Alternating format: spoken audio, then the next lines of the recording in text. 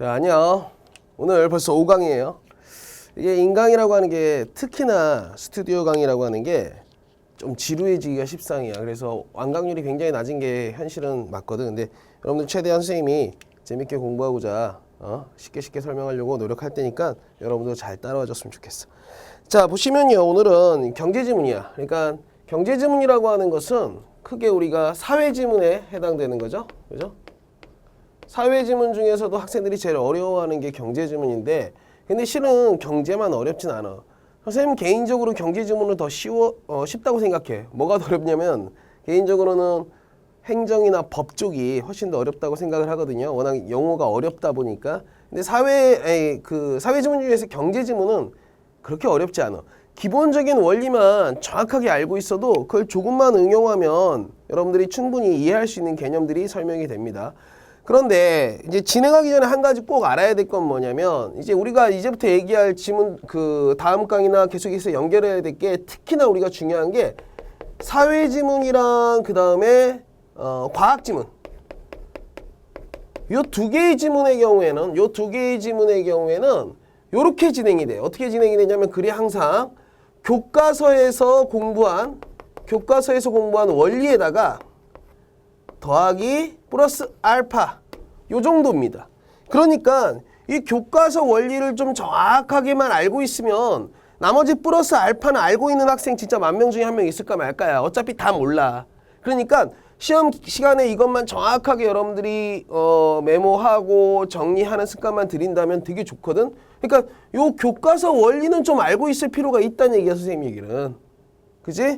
그래서 물론 경제라고 하는 과목이 엄청나게 방대한 과목이기 때문에 선생님이 이 짧은 시간 안에 뭐 많은 얘기를 할 수 없는데 가장 기본적인 얘기만 하려고 합니다. 자, 그러면 첫 번째 한번 보자.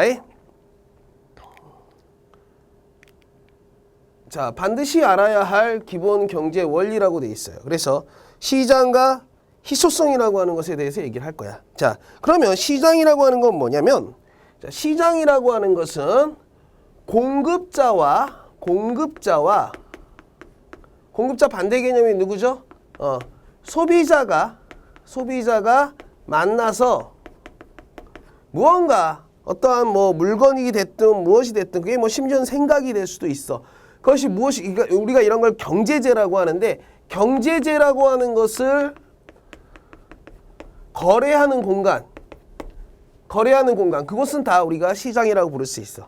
시장이라고 해서 꼭 여러분들 뭐 집 근처에 있는 어떤 건물 안에 들어가 있는 마켓이라든지 꼭 그런 시장만 있는 건 아니야. 그러니까 여러분들 특히 학생들의 경우에는 아이템 거래, 게임 아이템 거래 한번 해본 학생들 있을 거란 말이지. 그러면 그런 것들, 그 아이템 거래라고 하는 것은 온라인 안에서 이루어지잖아. 그것도 다 시장이라고 볼 수 있지.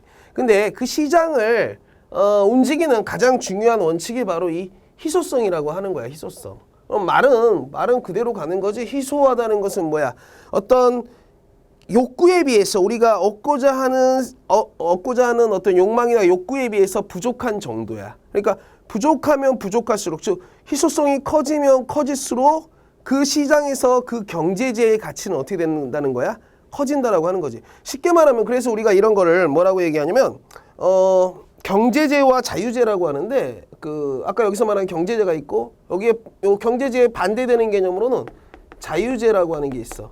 자유재라고 하는 것은 뭐야? 경제재는 희소성이 있는 어떤 거래의 단위, 거래 물품을 이야기한다면, 자유재라고 하는 것은 그런 게 없는 거야. 근데 어느 것이 자유재냐, 어느 것이 경제재냐라고 하는 것은 무엇에 의해 결정된다고? 그래, 희소성에 의해서 결정돼. 쉽게 말해서 돌덩이 중에 제일 비싼 돌덩이가 우리가 뭐 다이아몬드 정도를 쉽게 생각할 수 있는데, 다이아몬드가 비싼 이유는 한 가지 이유야. 희소하기 때문이야. 가령 생각을 해봐.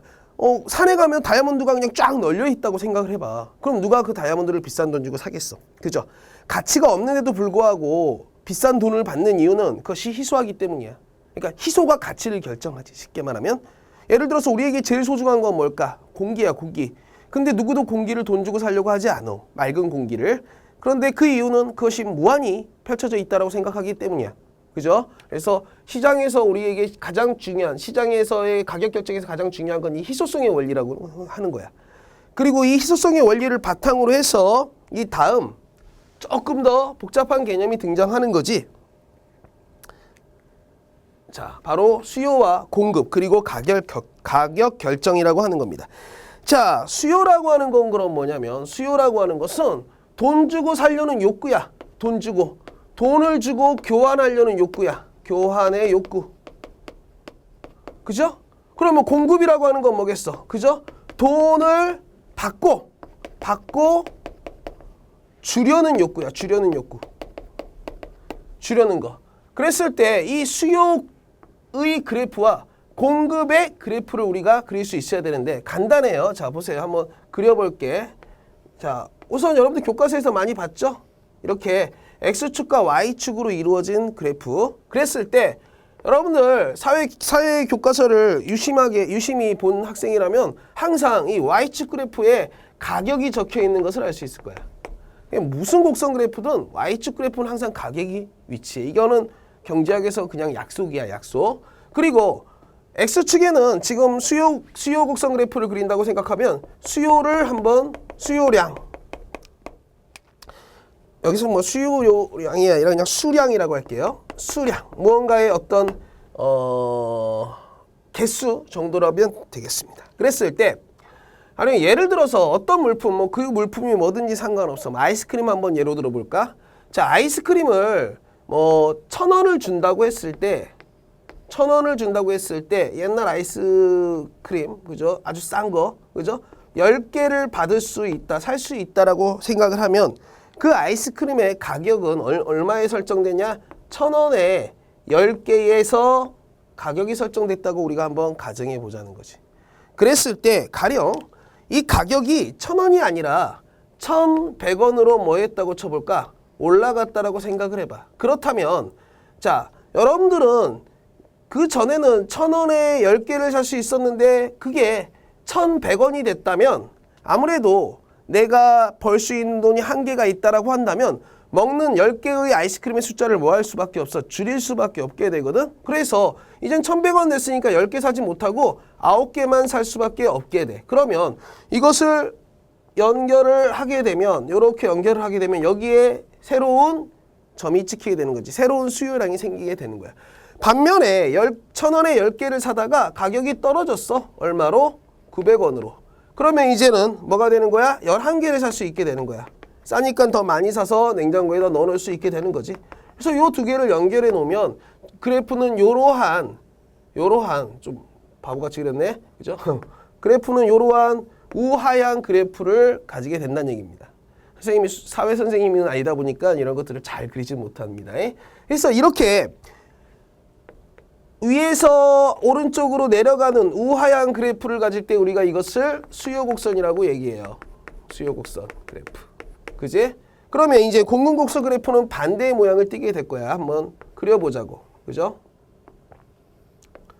자, 아까 말한 것처럼 1,000원에 10개를 어떤 사람이 공급하고 있다고 생각을 해봐. 그러면 1,000원에 10개에서 공급이 이루어지고 있다고 했을 때 가격이 이번에도 역시 1,100원으로 올랐다고 쳐봅시다. 그러면 자 봐봐. 공급하는 사람 입장에서는 1,100원이 됐어.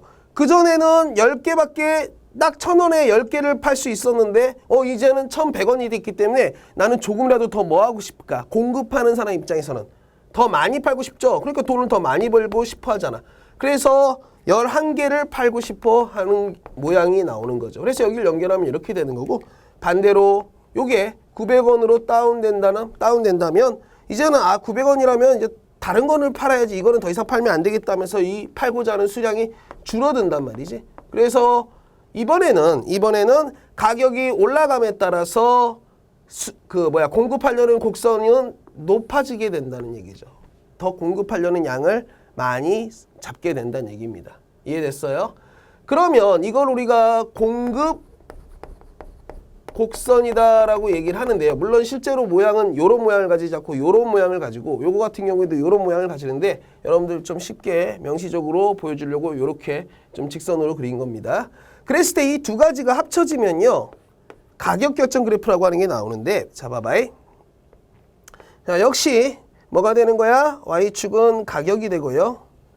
X축은 수량이 되는 겁니다. 수량. 그죠? 여기엔 가격이 되고요. 그러면 아까 말한 것처럼 이 수요 곡선은 이러한 모양을 가지게 되고요. 그죠? 공급 곡선은 이러한 모양을 가지게 돼서 아까 말한 것처럼 여기가 몇 개가 되는 거야? 그죠? 1,000원에 10개에서 일반적으로 가격이 결정된다라고 보시면 되겠습니다. 그래서 여기가 균형점이라고 부르게 되는 겁니다. 그러면 한번 생각을 해볼까? 이 상태에서 아까 말한 것처럼 이 1,000원이 아니라 이제 1,100원이 됐다라고 한번 생각을 해봅시다. 1,100원이 됐습니다. 그러면 자 1,100원에 해당하는 요게 뭡니까? 수요 곡선이었죠? 1,100원에 해당하는 수요를 딱 봤더니요 9개가 됐어요. 근데 1,100원에 해당하는 그 공급 곡선 그래프를 찾아가 봤더니 11개가 됐습니다. 그러면 요만큼 즉 사고자 하는 사람은 9개만 사고 싶고 팔려는 사람은 11개를 팔고 싶기 때문에 11개를 생산하게 되거든. 그럼 이만큼의 뭐가 생기는 거야? 공급 과잉이 생기게 됩니다. 이해됐어요? 그 다음에 반대로 이게 1,100원이 아니라 900원으로 다운됐다고 쳐볼까? 그러면 수요는 900원으로 다운됐기 때문에 사람들은 뭐 하고 싶어? 많이 사고 싶죠. 그래서 11개를 원하게 되는데 공급하는 사람은 가격 다운되니까 별로 나중에 뭐 다른 거 팔다든지 하고 싶어요. 그래서 공급은 그만큼 여기서 줄어들게 되겠죠. 그래서 여기서 형성이 될 것이고 요만큼의 수요 과잉이 생겨나게 될 겁니다. 그래서 이러한 것들 수요 과잉이나 공급 과잉이라고 하는 것이 우리 경제 전반의 이익을 뭐하기 때문에 줄어들게 만들기 때문에 경제는 자연스럽게 요 가운데에 있는 균형점을 찾아가서 가격이 결정이 이루어지고 서로가 원하는 만큼 생산하고 혹은 수요하게 된다는 그런 가격 결정 그래프에 대한 원리입니다. 그래서 이 정도는 여러분들이 그냥 보지 않고도 설명할 수 있을 정도가 돼야 돼요. 이해됐죠? 그래서 수요와 공급 그리고 가격 결정에 대해서 간단하게 한번 알아봤고요. 실은 모든 경제지문이요. 이 그래프에서 다 시작된다고 보면 돼요. 그 안에 있던 어떤 물품들만 바뀌고 그 현상이 약간의 변화가 있을 뿐입니다. 일단 문제 풀면서 우리가 확인해 보도록 하고요. 자, 그 다음에 여러분들이 꽤 많이 어려워하는 건데 금리와 환율, 수출과 수입이라고 하는 겁니다. 여기서 이제 수출과 수입 문제를 좀 더 자세하게 얘기하려면 비교우위 개념을 좀 얘기해야 되는데 그것까지는 지금 우리가 시간이 안 될 것 같아서 간단하게 여러분들이 좀 어려워하는 얘기만 해볼게요. 자, 금리라고 하는 것에 대한 개념을 좀 설명합니다. 금리는요, 쉽게 말하면 이런 거예요. 돈의 가치입니다. 돈의 가치. 돈의 가치인데 이 돈의 가치를 결정하는 것이 바로 한국은행에서 기준금리라고 하는 것을 결정하게 되고 시중은행에서 그 기준금리를 바탕으로 좀 더 많은 어떤 이자를 얹어가지고 시중에 돈을 유통시켜요. 그렇기 때문에 금리라고 하는 것이 나오잖아. 그러면 이미 선생님이 얘기한 것처럼 돈의 가치고 이 돈의 가치라고 하는 것은 내가 누군가에게 돈을 빌려줬을 때 혹은 내가 은행에다 돈을 맡겼을 때 그 가치 있는 것을 나한테 빌려줘서 고맙다고 나에게 주는 돈 그게 바로 뭐지? 이자지.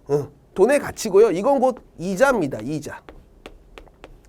이자가 돼요. 그러면 여기에 대해서 조금 알아야 돼요. 자, 봐봐. 그러면 금리라고 하는 것, 이자라고 하는 것은 항상 뭐와 반대의 모습을 지니게 되냐면 물가라고 하는 것과 반대의 모습을 지니게 됩니다. 아까 말한 것처럼 항상 시장에 많이 있으면 가격은 떨어지게 돼요. 희소성이 떨어지기 때문에. 근데 항상 부족하게 되면 가격은 오르게 되거든요. 그러면 돈이라고 하는 걸로 우리는 뭐합니까? 물건을 바꿔요. 그럼 물가라고 하는 것은 곧 뭐냐면 물가는 물건의 가치야.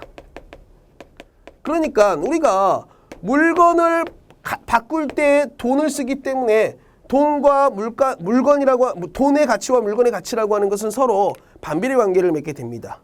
그래서 예를 들어서 어떤 물건이 있을 때 이 물건에 살려는 사람이 많다고 생각을 해봐. 이 물건을 살려는 사람이 많어. 그럴수록 이 물건의 가치는 어떻게 되지? 당연히 올라가겠지. 그지? 그런데 예를 들어서 금리가 올랐어. 그러면 이자가 높아졌다는 개념이지 금리가 올랐다는 건 뭐라고? 이자가 높아졌다는 개념이라고. 그러면 이자가 높아지면 사람들이 돈을 시중에서 내가 가지고 있을까? 은행에다 맡기려고 할까? 그죠? 은행에다 맡겨가지고 더 부가가치를 얻으려고 노력하게 되겠죠. 그러면 시장에서 돈이 뭐 될까? 부족해지겠지. 돈이 부족해지면요. 돈의 가치가 올라가게 되는 겁니다. 돈의 희소성이 높아지기 때문에. 그러면 돈의 가치가 올라간다는 것은 물가가 어떻게 되지? 떨어지겠지. 즉 돈의 가치를 높이고 싶으면 이 금리를 높이면 당연하게 돈의 가치가 높아져서 사람들이 시장에서 돈을 빼서 은행에다 집어넣고 그러면 자연스럽게 물가는 올라간다 떨어진다? 떨어지게 된다는 겁니다. 돈의 가치가 높아졌기 때문에. 즉 물가가 지나치게 상승한다 싶으면 금리를 올려버리면 돼요. 그러면 돈이 어디로 가? 은행으로 가. 그럼 시장에서 돈이 뭐해져? 부족해져. 그러면 돈의 가치가 뭐해져? 높아져. 그러면 물건의 가치는 저절로 어떻게 된다고? 떨어지게 된다고. 이게 가장 기본적인 물가와 금리와의 관계입니다. 이런 것들은 여러분들이 기본적으로 좀 알고 있었으면 좋겠어요. 자, 그 다음에 환율 얘기를 좀 해볼게요. 여기 있는 환율. 자, 봐봐. 자, 환율이라고 하는 것은 쉽게 말하면 이게 원리적으로 말하면 있잖아. 외국 돈과 우리 돈의 교환 가치를 우리가 환율이라고 하는데 쉽게 말하면 좀 빨리 설명한다면 환율이 올라가면요. 환율이 올라가면 이렇게 생각하면 돼요. 환율이 올랐다라고 어떻게 글에 나오잖아. 그러면 이렇게 생각해. 1달러라고 하는 국제 통화가 있고요. 이 1달러를 우리 돈으로 바꿀 때 1,000원이 든다라고 한번 가정을 해버리면 돼요. 그러니까 외우려고 하지 마세요. 외우려고 하면 헷갈려요, 더. 외우려고 하지 말고 그냥 이렇게 생각을 할 때 환율이 올랐다라고 글이 써져 있다면 이 국제 통용 가치는 안 오른다고 생각하면 됩니다. 이거는 그대로입니다. 여기에 대해서 이게 올랐다는 거예요. 우리 돈이 올랐다는 거예요. 그러니까 1달러를 고정시키라는 얘기입니다. 달러는 고정시켜버리세요. 그럼 이게 얼마가 되는 거예요? 1,100원이 되는 겁니다. 그럼 이번에는 환율이 뭐 됐다? 내렸다! 라고 하면 이제 1달러 고정이 되고요. 내려서요. 900원이 된다라고 생각을 하시면 돼요. 그랬을 때 수출과 수입에 대한 얘기가 나오는데 자 보세요. 수출업자들은요. 수출업자들이 있어요. 수출하는 사람들 보통 대기업이겠죠.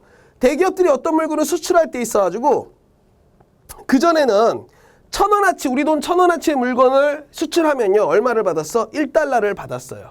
1달러를 받았습니다.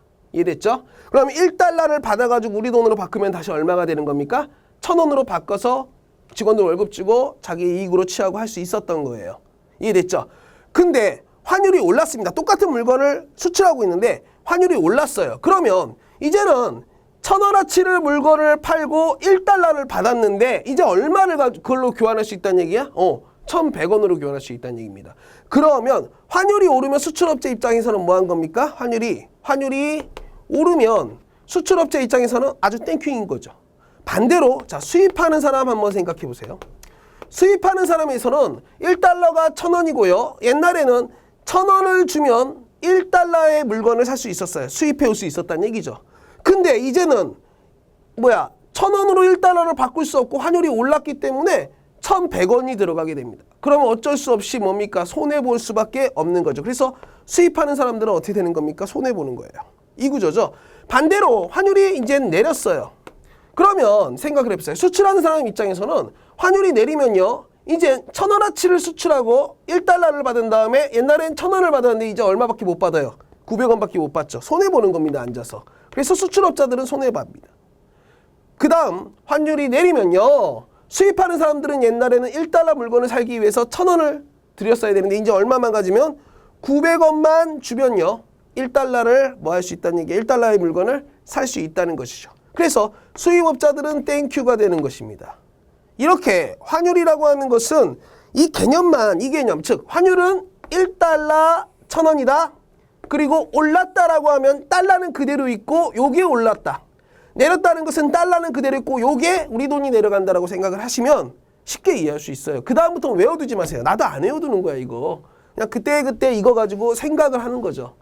자, 여기까지가 아주 기본적인 우리가 알아야 될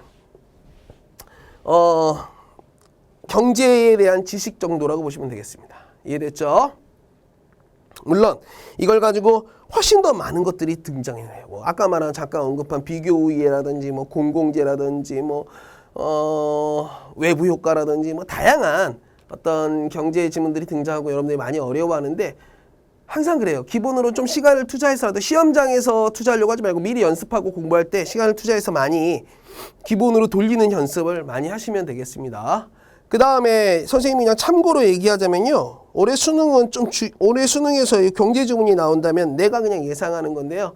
최저임금 제도에 대한 얘기라든지 혹은 공공재에 대한 얘기, 공공직 일자리에 대한 얘기, 이런 얘기들이 나올 확률이 굉장히 높아요. 항상 모든 사회 현상에는요, 어떤 밝은 면과 어두운 면이 동시에 존재하기 때문에 어느 한쪽만 있지 않기 때문에 시험 지문 내기 경제 지문은 참 어떻게 보면 괜찮다고 볼 수 있죠. 자, 이제부터 지문으로 들어가 봅시다. 저번에 말한 것처럼 여러분들이 이 정도 되면 뭐 해와야 되는 거야? 다 집에서 다음 강화 다 풀어왔어야 되는 겁니다. 자, 빠르게 한번 가볼게요.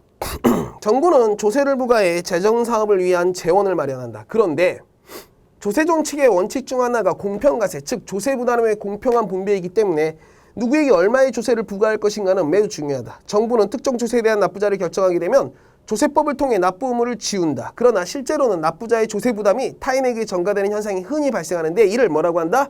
조세 전가라고 한다. 이 글 주제 우리가 찾았네. 이 글의 주제는 뭡니까? 조세 전가네요. 그지? 그럼 조세 전가의 정의, 자, 조세 전가의 정의 앞부분에 나오죠? 조세 부담이 타인에게 전가되는 현상, 그것을 우린 뭐라고 부른다? 조세 전가라고 부른다. 됐죠? 자, 그 다음 자, 보시면요, 한 글자가 빠졌네요. 정부가 볼펜에 자루당 100원의 물품세를 생산자에게 부과한다고 하자 세금 부과 전에 자루당 1,500원의 100만 자루가 거래되고 있었다면 생산자는 총 1억 원의 세금을 납부해야 될 것이다. 왜? 100원이 올랐으니까 100원 곱하기 100만 원 하면 1억 원이 나온다는 얘기입니다. 이로 인해 손실을 입게 된 생산자는 1,500원이라는 가격에 불만을 갖게 되므로 가격을 1,000원도 올리려고 해요. 그죠? 왜? 내가 손해가 나게 됐으니까. 생산자가 불만을 갖게 되면 가격이 상승하기 시작한다. 그러나 가격이 한없이 올라가는 것은 아니다. 가격 상승으로 생산자의 불만이 누그러지지만 반대로 소비자의 불만이 증가하기 때문이다. 그러니까 생산자가 100원에 세금이 붙었기 때문에 100원만큼 올리고 싶어요. 손해는 안 보고 싶어도. 근데 100원 다 올릴 수가 없다는 얘기지. 더 가봅시다. 결국, 자, 중요한 거죠. 결국 시장의 가격 조정 과정을 통해 양측의 상반된 힘이 균형을 이루는 지점에 이르게 되면 1,500원에서 1,600원 사이에서 새로운 가격이 형성된다. 즉! 자, 즉이라고 하는 거 앞 시간에 얘기했죠? 앞과 뒤가 같다. 그래서 앞에 나온 내용을 정리해 주는 겁니다. 생산자는 법정 납부자로서 모든 세금을 납부하겠지만 가격이 상승하기 때문에 자루당 실제 부담하는 세금을 그만큼 줄이게 되는 셈입니다. 그렇죠? 모든 세금, 즉 생산자는 생산자에게 부과된 100만 원을 뭐합니까? 내요. 100원을 냅니다. 한 자루당 100원을. 그렇지만 그것의 실제적인 것은 가격 상승한 부분을 빼고 난 것만 자기가 내게 된다는 얘기죠. 반면에 소비자는 더 높은 가격을 지불하게 되면 가격이 상승한 만큼 세금을 부담하는 셈이 된다라고 돼 있어요. 그러면 그냥 넘어가기 전에 이런 걸 정리하고 해야 된단 말이야. 자, 글 전체의 주제가 뭐였죠? 그죠? 글 전체의 주제가 뭐였어? 자, 세금 전가였죠. 조세 전가였죠. 그러니까 생산자한테 이 A, 지금까지 읽은 A가 어떻게 우리가 정리할 수 있는 거야? 생산자에게 무엇을 조세 부담을 지웠더니 그 생산자에게 주어진 조세 부담이 누구에게 가고 있다는 거야? 소비자에게 가고 있다라고 하는 거야. 이해됐죠? 그러면 봐봐. 내가 저번 시간에 분명히 이런 얘기를 했어요. 비문학 지문의 가장 중요한 원리 중에 하나가 뭐였어? 처음과 끝이 있고 완벽하다고 했단 말이야. 그러면 조세 전가라고 하는 것을 여러분들한테 이해시키겠다고 첫문단에서 얘기했고, 그거에 대한 하나의 예로서 생산자에게 부과했더니 생산자에게 부과된 세금이 누구에게? 소비자에게 간다라고 하는 것을 우리가 하나 본 거야. 그러면 뻔하지 않냐? 글이라고 하는 게 어떻게 이루어질지? 이 다음에 어떤 내용이 나올까? 한번 생각을 해보란 말이야. 반대가 나와야지. 소비자에게 부담했더니 그것이 생산자에게 전가된다라는 것이. 자, 그 다음 보세요. 한편. 자, 한편이라고 하는 건 뭐 의미해? 한편이라고 하는 거? 한편이라고 하는 것은 화제를 바꿔보겠다는 얘기야. 조세 전가가 한 방향으로만 발생하는 것은 아니다. 즉 여기서 한 방향이라고 하는 것은 생산자에게 부과했더니 소비자한테 발생됐잖아. 그 방향으로만 발생하는 것은 아니래. 동일한 세금을 소비자에게 부과한다고 하자 소비자는 자루당 1,500원을 생산자에게 지불해야 하므로 실제로는 1,600원을 지출해야 된다. 이에 대해 소비자는 불만을 가질 수밖에 없어. 소비자의 불만이 시장에 반영되면 시장의 가격 조정 기능이 작동하여 가격이 하락하게 되며 최종적으로 가격 하락 폭만큼 세금 부담을 덜 수 있게 된다. 즉 정리해 준다는 얘기지. 앞과 뒤가 같다고 했어. 정부가 소비자에게 세금을 부과한다고 해도 생산자에게 조세가 전가된대요. 그럼 두 번째에는 뭐가 되는 거야? 소비자에게 전가했더니 이번에는 그것이 생산자에게 가더라 라고 하는 거죠. 균형이 맞네. 그렇다면이라고 하는 것은 뭐 하겠다는 얘기야? 그렇다면이라고 하는 것은 화제를 전환하겠다는 거야. 근데 딱 보니까 물음표 들어갔죠? 문제제기야. 양측의 실제 부담 비중은 어떻게 결정될까? 이는 소비자나 생산자가 제품 가격 변화에 어떤 반응을 보이는가에 따라 달라진다라고 하면서 한 문단이 더 등장하게 됩니다. 그러면 그 문단은 선생님 지금 여기다 안 넣어놓고 여러분들 교재에는 있을 텐데 어떤 반응을 보일까? 우선은 자 봐봐. 소비자나 생산자가 제품 가격 변화에 어떤 반응을 보이느냐에 따라 달라진다고 했잖아. 그러면 가격 변화에 뭐 할 수도 있고요. 민감할 수도 있고요. 뭐 할 수도 있어요? 둔감할 수도 있거든요. 즉 민감하냐 둔감하냐에 따라서 달라질 수 있다라는 내용이 앞으로 뭐 될 거야? 전개될 것이다 라고 하는 것을 여러분들이 뭐 하면서 항상 예측하면서 글을 읽으셔야 된다는 얘기죠. 자, 그럼 문제 풀어볼게. 그래서 마지막 문단에 관련된 문제는 안 넣었어요. 자, 여러분들 교재에는 있으니까 한번 풀어보도록 하세요. 자, 1번. 조세 전가에 대한 이해한 내용으로 적절한 것은 1번. 소비자나 생산자가 제품 가격의 변화에 어떤 반응을 보이는가에 따라 조세 부담의 비중이 달라진다고 나와요. 맞죠? 이게 그냥 바로 답 나오는 케이스네. 그죠? 바로 답 나왔죠? 자, 2번. 누구에게 세금이 부과되든 소비자와 생산자가 동시에 조세 전가 혜택을 누린다. 아니었죠? 아까 말한 것처럼 생산자한테 부과했더니 그것이 누구한테 갔어? 소비자한테 갔죠? 반대로 소비자한테 부과했더니 그게 누구한테 가? 생산자에 가잖아요. 그죠? 그래서 2번은 뭐가 되는 거야? X가 되는 거야. 그죠? 3번. 조세 전가가 발생하면 그에 따라 물품세의 단위당 조세액이 달라질 수밖에 없다라고 했는데 자, 봐봐. 물품세의 단위당 조세액은 글 안에서 나와 있다시피 한 물품당 100원이라고 책정됐단 말이야. 근데 그게 부과했고 생산자한테 부과하면 그 생산자는 100원을 내야 돼요. 소비자한테 부과하면 또 소비자도 100원을 내야 된다고 나와 있어. 그러니까 조세 전가가 발생하든 발생하지 않든 물품세의 단위당 조세액은 전혀 달라지고 있지 않아. 4번. 생산자에게 조세가 부과될 경우 결국 소비자가 세금을 전액 아니죠. 서로 나눠낸다는 얘기였죠. 5번. 조세 전가가 발생하면 시장의 가격 조정 기능이 상실된다라고 돼 있지만 조세 전가가 발생하면 시장의 가격 조정 기능에 의해서 서로 뭐가 이루어진다는 거야? 그러니까 조세 전가가 발생하면이 아니라 조세가 발생하면 시장의 가격 조정 기능에 의해서 조세 전가가 이루어진다라고 우리는 그래서 읽었어. 자, 그 다음 봅시다. 이게 실은 요 2번 문제 때문에 우리가 한번 그죠? 이 지문을 선택했다고 봐도 될 텐데 봅시다. A를 보기와 같이 그래프로 그렸다. 이를 이해한 내용으로 적절하지 않은 것은 아까 A가 여기를 말하는 겁니다. 자, 여기 두 번째 문단 말하는 거죠. 여러분들 교재에 있으니까. 근데 A에 나온 내용은 결국엔 뭐였어? 한번 생각을 해봐. 자, A에 나온 내용은 자, 생산자에게 얼마를 물품당 조세액으로 100원을 부과했더니 생산자는 그 100원을 자기가 다 내긴 하지만 어쩔 수 없이 자기의 이익을 보존하기 위해서 시장에서의 가격을 뭐 하게 된다는 거야? 높이게 된다는 거지. 그러면 그 높인 만큼 그 조세 부담이 누구에게 간다? 소비자에게 간다라고 하는 겁니다. 요 내용이었어요. 그럼 보세요. 자, 무슨 그래프라고 돼 있어? 공급곡선이라고 돼 있지. 공급곡선이기 때문에 어떤 그래프의 모양을 지녀? 우상향하는 모양을 지니고 있지. 이거는 뭡니까? 수요곡선이라고 돼 있지. 그러니까 수요곡선이기 때문에 어떤 모양을 지니고 있는 거야? 우하향하는 그래프를 모양을 지니고 있는 거죠. 근데 보시면요. 첫 번째 S1이라고 돼 있고요. S1은 조세 부과 전 공급곡선이야. 그죠?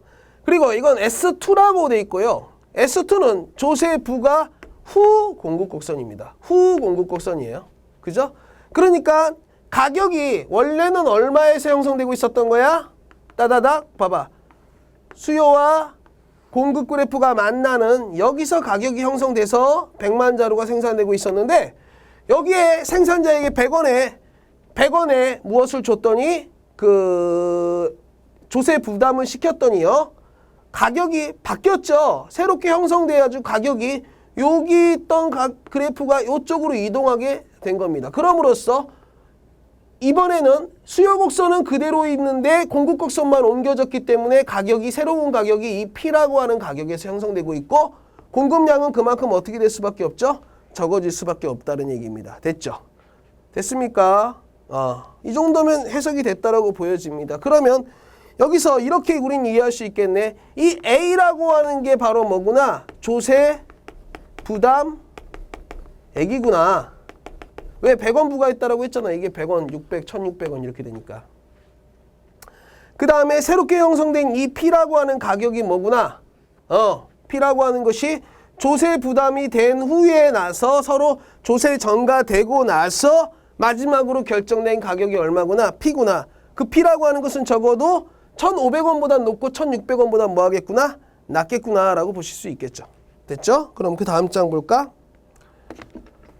자, 조세 부과 후 소비자는 P를 자루당 가격으로 지불한다. 그죠? 아까 P라고 하는 게 새롭게 형성된 가격이었으니까. 그 다음 2번. 조세 부과 후 생산자는 A를 자루당 조세액으로 납부한다. 그죠? 자루당 조세액은 100원이 부과됐기 때문에 어쨌든 100원은 내야 돼요. 생산자는. 그 다음 3번. 조세를 100원이 아니라 이번에는 100원이 아니라 50원으로 줄이면요. 공급곡선 S1이 오른쪽 아래로 이동한대요. 자 보세요.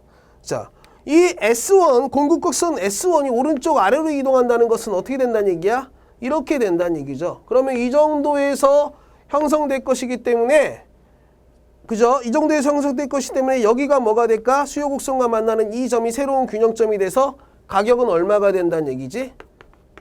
1,500원보다 아래에서 형성될 것이고 그 정도보다 공급량은 100만 플러스 알파가 된다는 얘기겠죠. 아니 없던 조세를 100원이 됐든 50원이 됐든 부과했다면 가격은 뭐 할 수밖에 없는데 오를 수밖에 없는데 우하향할 수가 없죠. 여전히 이 그래프는 이쪽으로 이동할 겁니다. 대신 이동하는 정도가 그전에는 여기까지 올라갔다면 100원 부과했을 때는 이제는 어느 정도까지 이동하는 거야? 요 정도까지 이동하는 걸로 마무리가 되겠죠. 그죠? 그래서 그래프에 대한 이해를 공급곡선과 수요곡선 그래프에 대한 이해를 해놓으면요. 되게 쉬운 문제예요. 조세를 100원에서 50원으로 줄이면 공급곡선 S1이 오른쪽 아래로 이동하는 게 아니라 뭐 왼쪽 위로 이동하되 100원일 때보다는 적게 이동하겠죠. 그래서 답은 몇 번이 되는 거야? 그죠? 네, 3번이 되는 겁니다. 3번이. 됐죠? 이렇게 여러분들 자 보세요. 정리할게요. 경제지문은요. 경제지문은 아주 기본적인 원리를 갖다가 계속해서 뭐 하냐면요. 응용하는 거예요. 그 기본 원리 자체가 별로 많아지지 않아요.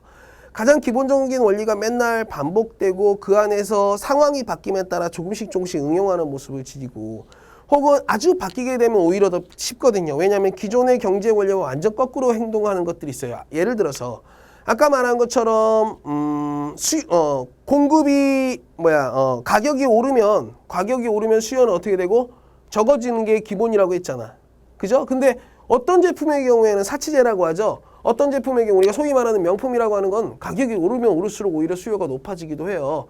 근데 그런 것들도 제대로 이해하려면 가장 기본적인 원리를 얼마나 잘 알고 있느냐에 의해서 결정된다는 얘기야. 그래서 여러분들 다시 말하지만요. 경제지문뿐만 아니라 사회지문 전체는 다 무엇 플러스 교과서 개념 플러스 그죠? 그 글만이 가지고 있는 알파입니다. 여러분들한테 선생님이 강조하고자 하는 건 뭐냐면 요 교과서 개념이 어디 나오냐면요. 1문단 혹은 2문단에 나온다는 거야. 그리고 요 알파가 3문단 이후부터 나와요. 근데 대다수의 학생들은 이 교과서 개념을 몰랐다고 하더라도 지문을 읽으면서 이해한다면 충분히 알파까지 나아갈 수 있는데 나 이거 몰라 라고 하면서 그 다음부터는 그냥 뭐해? 막 읽어나가. 그래도 읽긴 읽어야 돼. 시험이니까. 그래서 막 읽어나가. 그러면서 머릿속에는 막연한 희망이 있어. 어떤 희망? 읽다 보면 이해가 되겠지. 그지? 읽다 보면 언젠간 이해되지 않을까? 나 그런 생각을 가지면요. 안 됩니다. 안 돼요. 가끔씩 내가 이제 학생들한테 하는 얘기예요. 너희들 지금 성적이 가령 내가 원하는 성적이 안 나와. 그게 국어 성적이든 무슨 과목 성적이든 내가 원하는 성적이 안 나오고 있어. 그리고 수학이 특히 학생들이 수학을 많이 어려워하는데 수학을 너무 어려워. 그런데 학생들은 이런 생각을 가지고 있는 것 같아요. 막연히 내가 공부를 계속 하다 보면 수학이 쉬워지지 않을까? 공부하기 싫어서 죽겠는데 계속 책상에 앉아 있다 보면 공부가 좋아지지 않을까? 막 이런 생각들을 많이 하는데요. 그럴 일은 없습니다. 현실에서는. 마찬가지예요. 지문을 읽을 때도 여러분들이 이해가 안 되고 있는데 이해 안 되지만 읽다 보면 이해가 되지 않을까? 막 이런 생각을 하는데 실은 그런 일은 생기지 않습니다. 안 돼요. 반드시 첫 번째, 두 번째 문단에서 전체 주제를 잡고 나서 거기에 대한 생각을 이어가야 됩니다. 그러니까 선생님이 지금 아까 지문 읽을 때 했던 작업들이 여러분들은 별거 아닌 것 같은데 저거야 저렇게 읽으면 읽어지는 게 너무나 당연하니까 하면서 여러분들 읽으라고 하면 첫 문단부터 주제 안 잡아요. 그냥 여전히 그냥 계속 넘어가게 봐요. 빨리 읽고 나서 문제 풀겠다는 생각에. 근데 절대 지문 그렇게 읽어서는 안 됩니다. 정확하게 첫 문단에서 주제 잡고 그 주제를 글쓴이가 어떻게 풀어내고 있는지를 추적해가면서 읽어야지만이 글이 맥락이 머릿속에 남고 문제도 풀 수 있는 거예요. 다시 말합니다. 여러분들이 지금 여러분들의 어떤 독해에 만족스럽지 않다면요. 바꾸셔야 돼요. 근데 그 바꾸는 게 어떻게 바꾸는 것이냐 뭔가 특별한 방법으로 바꾸는 게 아니라 다시 기본으로 돌아가야 된다는 겁니다. 그죠? 항상 주제 잊지 않았으면 좋겠어요. 자, 경제지문 너무 어려워하지 않고 경제의 공포에서 벗어날 수 있길 바라면서 다음 시간 과학지문에서 다시 만나도록 합시다. 자, 여기서 빠이빠이.